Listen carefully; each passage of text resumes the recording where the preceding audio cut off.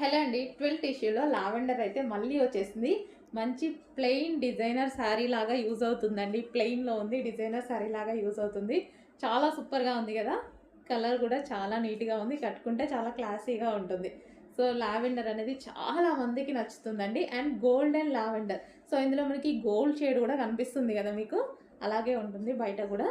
So మంచి lavender mixed golden shade అనమాట. So wow, సూపర్గా ఉంది.